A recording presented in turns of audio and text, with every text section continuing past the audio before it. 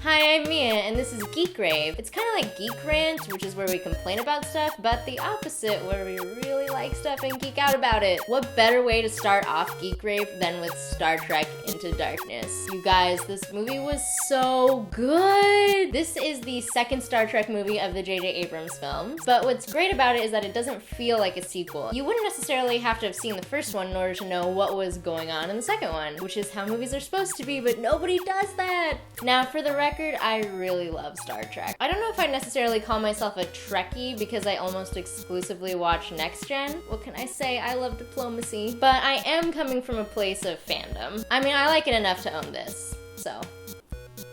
Sciences division. Another great thing about Into Darkness is that it isn't exclusive to people who are not really into Star Trek. At the same time, it doesn't dumb down if you are a fan. It's like a really nice geek that way. Like if you were at a party and you had like a friend who wasn't into geek stuff and then you started geeking out with some person that you met, you're like, oh my god, I really love this thing. Here's a bunch of specifics about it. Your friend would totally not feel awkward and stand in a corner, and Into Darkness would be all like, hey, have a beer and talk to us. Sorry, that was like really specific and not something that happened to me at Meltdown. Also, I just think the Abrams Star Trek movies do a good thing. And not just because there were a lot of girls in Star Trek costumes at the screening, which I am a fan of.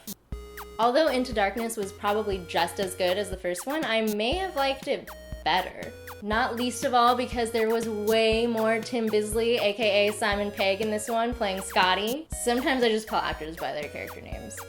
I called William H. Macy the Shoveler for like 5 years.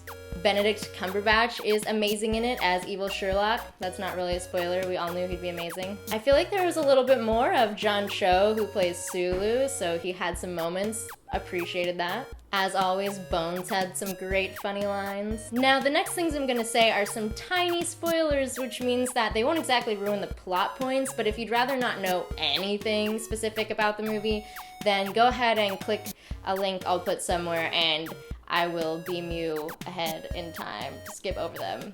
That's not really how Beam Me Up works. That didn't make sense. There's a tribble! There's a tribble in it! It's fuzzy in there and it's a tribble! Ah, good move.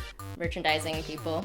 There's a lot of lens flare, which is not really a spoiler because it's Abrams, but there is one really annoying lens flare, like, oh my god. I didn't have a problem with any of the other ones, but there was one. And even just by saying this is kind of a spoiler, but you should definitely watch Wrath of Khan before you watch Into Darkness. Watching Wrath of Khan before seeing Into Darkness was probably the best decision I've made this year.